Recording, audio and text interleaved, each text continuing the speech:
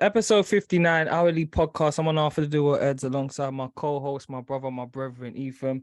Immediate reaction after the Arsenal versus Man United game. How you doing, my boy? Yeah, I'm good, thanks. How are you? I'm brilliant, mate. I can't lie. You see, I got the top on. For those that can't see, I got the top on. Oh, mate, I'm feeling like a man on stars right now. Honestly, I'm so happy. Great game of football as well. Yeah, it was a good game for the neutral as well. Good game for the neutral. Good game. It felt like an old school. Like I could feel the intensity coming through the screen at the stadium. It's just a shame that obviously I couldn't get tickets. I tried to, but those was probably long sold out. But man, good game. Obviously we'll talk about that. Talk a bit about the Chelsea game as well. But man. The game started off. It didn't really start off the best for Arsenal, to be fair. It was a bit of a shaky one, and then we got into the flow of the game. The only player I was scared of was Marcus Rashford. That's the only United player I actually thought, we actually can't let this guy cut in. You can't let him cut in. Lo and behold, he cut it in. And the way he struck the ball, his form. It was before that as well. It's the little nutmeg on. The nutmeg to party, innit? Oh, yeah. Mate. Yeah. I didn't think he'd shoot it from that far out. Obviously, I know he's got a shot on him. Obviously, I know he's a strong guy. I know he's got a shot on him, but I didn't think he's gonna shoot from that far out. But that right there, straight from the training ground, that's near post. The goalie's not thinking they're gonna, because it's just conventional for everyone to go far post, isn't it? Yeah. And it's a very tight window, that near post thing. Do you know what I'm saying? So but the way I actually put so much emphasis on the way he struck the ball. His body is so lean over. And for those of you that haven't watched football, it reminds me of Frank Lampard. Remember how Frank Lampard used to arrive at the edge of the box and just have his body so leaned over and just struck the ball? Yeah. Oh, man, such a brilliant goal. Nketiah scored our first goal, didn't he? Yeah. Yeah, he did, yeah. Nketiah scored our first goal. And then Saka cutting from the left. Ooh, Saka was on one today, cutting from the left, scored a little beauty.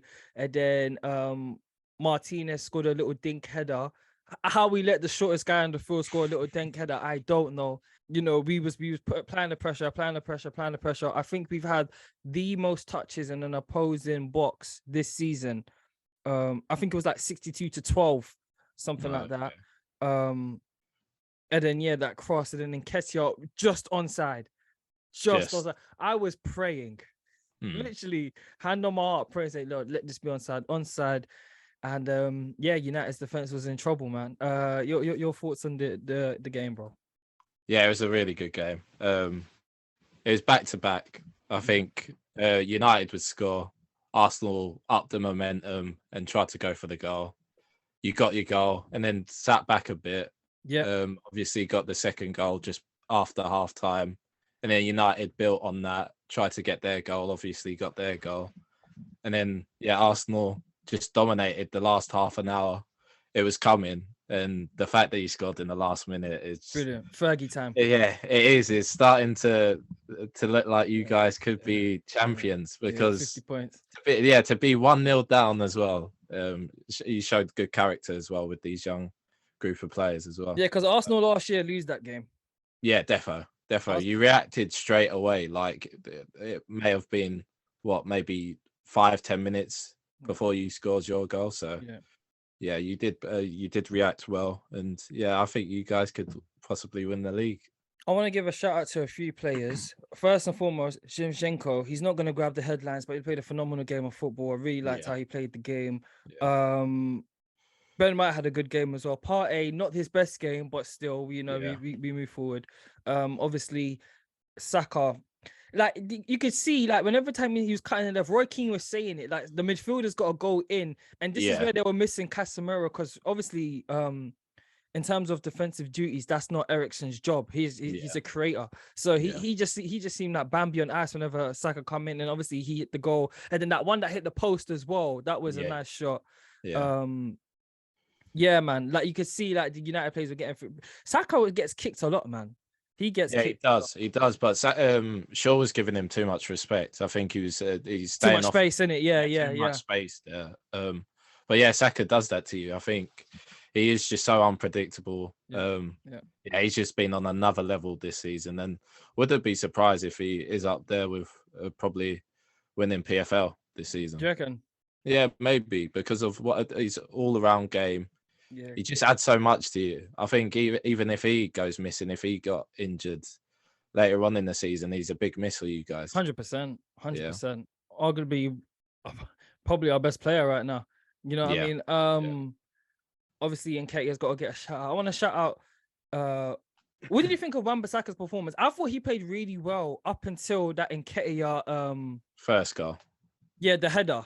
Yeah. Because, like, you know, obviously I was watching the post-game reaction and Roy Keane was saying he looked before, like, you got to stay with your man. And he's a bit taller. How tall is Bissaka? 6'6"? Maybe I 6'5", think he's 5'11". Yeah, 5'11". not tall, because Nketiah's my height. Nketiah's like 5'8", 5'9". So you've got some inches on him. So a bit of an error there. But overall, he played good. You know, he's a defender, yeah? Whenever he goes to his feet, I actually think he's actually, like, his judgment's always good. When he goes to his feet, I feel like he's one of the better defenders. That, you know, obviously a lot of people say, "Oh yeah, he's not good with the ball going forward." But bro, I thought he played good. Their midfield, Arsenal ran their midfield all over. I don't think their midfield. They really miss Casemiro, innit? Yeah, Casemiro was a big miss today. I think he would have probably solidified that midfield. McTominay was getting run ragged in midfield. He couldn't catch up with Xhaka, the likes of Xhaka, Zinchenko, moving into that centre midfield role. Partey, they were just dictating play, and it was tough for McTominay to deal with that. He should have brought on Fred earlier, I think. To be honest. Yeah. But Casemiro, such a thing. What did you think of the striker? What's his name? I can't even remember his name. He surprised me, to be fair, because I think even Gary Neville mentions a game like Palace probably suits him a bit more. But against a football inside like Arsenal, he kind of he did his job. He held up the ball well, bought his free kicks, and he was that outfield pass as well. He held the ball and then spread the pass to Rashford or Anthony. So he was good today. Was surprised with him. Both managers were reluctant to make changes. I don't know. I felt like it was like a chess game, literally. Okay, what are you gonna do? What are you gonna do? Trossard's little debut. Obviously, he came on for like the last 15, but I liked it. He looked good, man. He looked good. It was a good game of football. Started to believe now, boys. Started to believe. Honestly, I am. You know, I didn't want to get gassed before, but it's like, you know what, we've got to back the boys now. Yeah, but still, game by game, still remain humble, still maintain. Man, I'm just so happy with the result. That Ramsdale thing I got scared, you know. I was thinking if he touched him, that could have been is that a red if the goalie does that? Or is he's the last man, isn't he? So so it's a red, probably is a red. Yeah, but he didn't touch him, so it was all right. Yeah. But nah, man, cool. Still need some signings though. Obviously we signed the centre back. Never heard of him before. I'm not gonna lie, never heard of him before. I've seen a few clips from him. He does look quite good. Quickly talk about Chelsea. You not played who again? Was it Wolves? No, we played Liverpool. We played Liverpool. Yeah, Liverpool. Yeah, 0-0. What did you make of the game, bro? I think we played better than Liverpool in the game. We just didn't take our chances. Havertz, I'm just done with Havertz playing as a number 9. I'm done with it. Mason Mount had probably one of his worst performances for Chelsea. Also, he just doesn't seem to progress with the ball anymore. He doesn't go forward. He just plays a simple passes. Chelsea as a collective, I just think I don't know where we're going this season now. Just seems like we're just scraping results here and there. The only good player I see at the moment is Thiago Silva. He's putting in overall 7 out of 10 every game. Every game. He's just amazing at that age as well. I can almost guarantee he does maybe 1 training session per week because he just has to save his body. He has to save his body because he's always, like you said, if not last episode, the episode before, he's always cramping up because the guy just gives it all, man. Honestly, I swear, did Koulibaly even play? That's why he didn't even play. No, we had the new guy. Benoit Bashieli or something. I don't know. All right, though. Looks all right, he looks good. He also needs to progress with the ball a bit more, but he's good.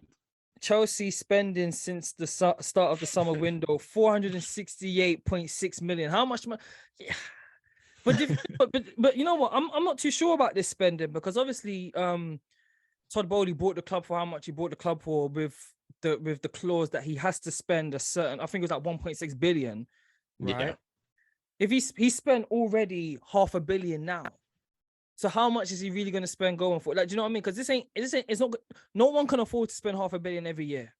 I don't care who you are. You're not going to spend $500 million every year. So like, is he just front loading up now? And maybe it's a case of then trying to get rid of the players in the summer, because a lot of guys are still underneath long term. Like your squad, like there's not really much of the old guard really left, to be honest. A lot of the players only come in like last 2-3 seasons. If you're signing like 4-5 year deals, 6-year deals, you still got some time left. So it's going to be a difficult one, isn't it? So the squad on the whole, what did you make of the squad as a whole though? Yeah, no, I do think we'll get rid of a load of players. I think it'll probably start with Pulisic. I know what's his name, Dennis. Dennis isn't a big fan of Pulisic, so he'll probably be the first one out of the door. I think Ziyech is another one that everyone keeps. I thought he played all right though, man. I thought he played all right yesterday. To be fair, he played good yesterday. Yeah. But I just don't see enough of this sort of performances from him. Who else? Kepa's another one that I'm kind of tired of seeing. He just makes a lot of mistakes. There's a lot of players that I reckon will offload in the summer and get some sort of money back. But yeah, no, it's a lot of money spent by Todd Bowley at this moment in time. But I hope we reap these rewards of going out and signing these new top prospects, because it will be a shame if we don't get anything out of this. Mudryk, he came on, looked really good. Looked really, really good. Obviously it's only a short glimpse. We still need to see him start a game and play like 20 odd games. But what did you make of his performance? Yeah, he looks sharp in attacking positions. He looks a bit silky. He looks Hazard-esque in those tight situations as well. It was only a little glimpse, but I was impressed with what I saw. I liked his close ball control, like in tight spaces. Like he could literally just get in and out. And then he had like a nice little shot. And then you bought the other winger from PSV. He used to be at Spurs. And then you still got that guy from Santos. You know what I'm saying? You still got Amari Hutchinson. You still got Hall. You still got Rashford. I mean Sterling. Like, bro, you don't need a striker though, man. I think we do need. I think we do need a striker. We bought that for Fana, obviously, in this January transfer window. So I don't know if he starts anytime soon, but I think he's another one for the future. And apparently we're trying to sign Casemiro from Brighton at this moment in time. So I think that'll probably be our last signing of January. How much are they quoting? 60 million plus. Yeah, no, 60 million plus. You know they bought him for like 4 million. I know. This is the thing. That is crazy. But that being said, he is a Graham Potter guy. He's a Graham Potter guy, isn't it? Like, he was part of the guy that brought him in. So that's your plug-in. That's your Conte replacement right there. Because that all that tells me is Conte is gone in the summer. Yeah. All that tells me. Definitely. Man City played who? Wolves? Was it Wolves they played? Yeah, Wolves today, yeah. And that Haaland guy again, hat-trick again, bro. I think they said it's like his 4th hat-trick of the season thus far. 25 goals already. Can't they lose a game, for fuck's sake? Like, honestly, man, like, just give us the title, man. You don't keep doing your thing. But they obviously, it's an exciting title race, isn't it? Yeah, now it is. I think, well, obviously Arsenal haven't slipped up yet. I think obviously they lost earlier on in the season to United, and I think a lot of other fans are expecting Arsenal to slip up at some point. So I think City will be thereabouts and waiting to pounce on it, really.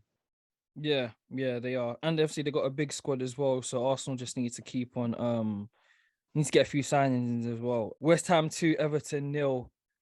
Obviously, we're not going to talk much longer, but obviously Everton under a huge amount of pressure. And one of the Sky Sports reporter went up to what's it called?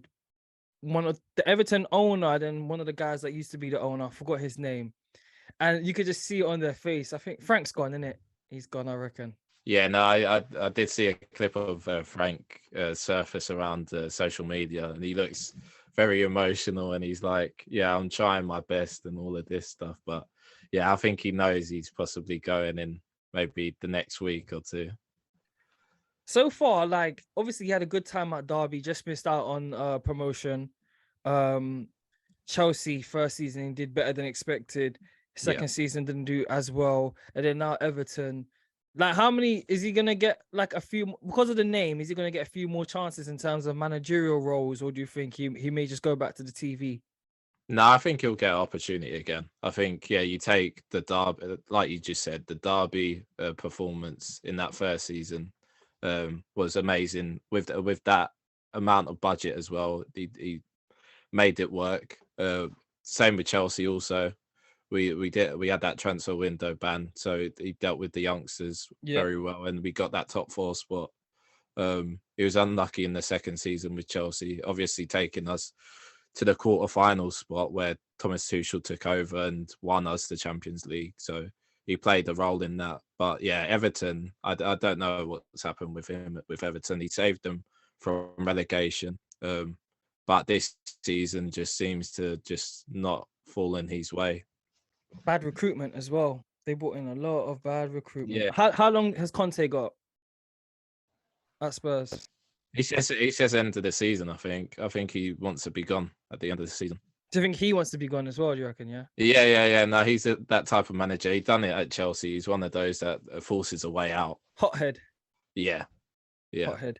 Apparently, Premier League clubs have spent over 300 million in the January transfer window compared to the rest of Europe, 40 million in total. That's crazy, bro. And I get it now when they want to do the Super League. That's absolutely nuts, man. Most of that's Chelsea, to be fair. Chelsea spent probably like this is it. This is it. And I think everyone's trying to compete with us in a way. Like if Chelsea's moving, we need to move as well. Yeah. 100%. Because this season is not going so well. But next season, I'm thinking, hey, man, you know what I mean? Especially if you get more guys out, that means you got more money to play with and stuff like that. I saw something that also said the reason why they're extending the deals, to like 8-year contracts, because obviously it's not 88 million. Like, for those of you that don't know, it's not just 88 million, it's 88 million across the 8-year contract. So it's like each year you pay a fragment of it. Yeah. So that's what it really counts towards the financial fair play. That's why they're able to spend so much money. How you feeling about Bengals Bills? Yeah, to be fair, I'm quite optimistic. I think is it in Cincinnati or is it in Buffalo? It's in Buffalo. Yeah, it's in Buffalo. But yeah, no, on any given day, I think Bengals can beat anyone. They've got enough offense targets. So I reckon we can do it. But it'll be a tough game. It'll be a very tough game. I'm really looking forward to that game. I was awake last night, oddly, so I watched both the games. I watched the Kansas City versus who did they play again? Jaguars. Kansas City versus Jags, and I watched Philly versus New York. Mahomes took a bad hit early. I don't know if you've seen it. His knee. I've seen it. Oh my days. Guy could barely walk, but he still was in the pocket. Made a few throws and then like ran off, but obviously they still made it happen. New York, Philly. The Giants didn't score till like the third quarter. It was like 27-0. Like, Jalen Hurts is balling, man. This guy probably going to be I don't know. He missed a few games. I'm not sure if he's going to be the MVP, but the guy's balling now. That team is just solid top to front. Obviously, he was a second-round pick, so his contract's not really that big. Once it gets time to paying him, I don't really have concerns because I've seen the development in his play. So I kind of feel like, he's going to be a good quarterback either way. And then the key pieces around him in terms of skill positions, like Devontae Smith still on his rookie deal, so they're going to be able to plug and play them places in. Daniel Jones, he's caught some slack on this pod over the past couple of years. But hey, man, he's balled out this year. He's reduced the turnovers. Obviously, it's helped that Saquon Barkley's been back, so the run game's been helping him out. They never picked up his 5th-year option again. They're pissed. So they're gonna have to either franchise tag him or negotiate him to a new deal. Is he worth like big bucks? Like, in terms of like, obviously there's 32 teams. What category does Daniel Jones belong in, do you think? Like top tier, second tier, third tier? I think he's second tier, maybe. Yesterday displayed it. He does look inexperienced at times. Limited, isn't it? Yeah, he is. To be fair, with the team, he is limited. But Yeah, no, I think he's a second tier guy. I think he's inexperienced at times. Stays in the pocket too long, gets sacked far too much, and he tries to do the crazy plays, and He sometimes tries to it's extend plays too much, innit? it's not Yeah, worth it. Like yeah. Finishing with NFL, I'm not sure if you've seen, but there's a lot of things that have been coming out with the Ravens and Lamar, like they're doing the back and forth. Lamar had to tweet basically saying, "Yo, like my knees like hella injured, like I can barely walk." Marlon Humphrey said, "Yo, the guy's walking around, limping around the facility." A lot of people are saying that the Jets could probably trade for him, or like a few other teams could trade for him. John Hardball's come out and said, "Yo, this guy's going to be our quarterback next year." It just seems like it's very toxic around the Baltimore Ravens right now, which is quite sad because obviously I support the team because of Lamar. Yeah, man, I just don't know what it's looking like. Do you think they get a deal that ultimately, if they pay what he's asking, does he stay, or is he getting to the point where he's like, you know what, you lot ain't defending me, you lot ain't backing me, I gotta go? If he's paid what he wants, he'll stay. That's it, I reckon. Do you reckon? And he needs that backing also. So if He he needs has weapons as well. Yeah, that's it. I think they just need to go out there and give him a fighting chance anyway. To go and win something. Yeah, because you saw something similar with Kirk Cousins when he was in Washington. Obviously, they franchise tagged him twice, and then he left, and then he went to Minnesota. I'm not trying to compare Lamar and Kirk before people say Lamar's obviously top tier. He's been an MVP, but he's struggled to stay healthy. Just obviously, he gets out of the pocket, he runs, but he ain't got weapons, bro. So what do you want the guy to do? I don't know, man. Anything else, my boy? I think that's it. I think we can. Yeah, I think that's it at the moment. Yeah, I think we can wrap up. Watch this game. What day do you fly out? So we fly out on Thursday. Yeah, Thursday. How long's the flight? 9 hours. 9 hours. Is it straight or is it like a stopover? So we stop over and then there's another hour flight after that. What do you have to stop in Atlanta then go to? So we stop in Charlotte, I think. Oh yeah. Charlotte to Savannah. So yeah. Oh, you can go straight to Savannah, yeah? Yeah, we can go straight to Savannah. But yeah, no, it's gonna be a long day because we wake up at 4 a.m. Nice. to get a coach to Heathrow. And then Birmingham and the Midlands, you can't go, no. Yeah, they don't do those long haul flights. Oh, I know. So everyone from up north comes down south to get the Heathrow flights if they have a long haul flight. So even if you live in like Newcastle to go to America, you have to like. I imagine so, possibly. Like I'm not too sure, but I reckon. In the Midlands, if you want to go to America, you have to go to Heathrow. Yeah. Wow. Yeah. Never knew that. Never knew that. Yeah, the long haul flights, I think. You have to go to Heathrow. See, this is why the rest of the country is annoyed with London, isn't it? Because I never knew this. Also, well, obviously you was in East, didn't it? You know what I mean? So it wasn't a bit bothered to you. See, this is why the rest of the country is annoyed with London because we have everything. That is rotted. Imagine living in Sunderland and you got to go get the train or drive to Heathrow. I'm not going on holiday. I'm staying in the country. Nah, that's long. Oh my days, that's 2 flights. Nah, I'm cool. Yeah. All right, cool, man. Obviously, I'll speak to you before that, but have a safe trip, my boy. Thank you. Bro, I'm so looking forward to this game. Brock Purdy is going to do damage. Brock Purdy is a guy. He's a player, man. He's come out He's come out of nowhere. Last pick in the draft. You know, they gave him a shirt. It's Tom Brady all over. They gave him a shirt that said Mr. Irrelevant. Are you taking the mickey? I saw that. Oh my days. Mr. Irrelevant. No, that guy. See, I'm going to have to put this in. But what did they do with Trey Lance now? They gave up 3 picks to get that guy. 3 picks to get that guy. And then now you got this guy that's taking you to the playoffs. You've got to play him next year. You have to play him next year. Yeah. He's mobile as well. Like, I didn't expect this. Did not expect this at all. Yeah. And he's on a cheap contract. If I'm them, I'm trading Trey Lance and I'm keeping this guy cheap contract. I got him for 4 more years and I'm building a team. Oh, tough. Episode 59 hourly podcast. One half of the duo Eds, my co-host, my brother, my brethren. Shout out to everyone that's been supporting us. Follow, like, subscribe on all the platforms, and that's been it. We're out. Peace.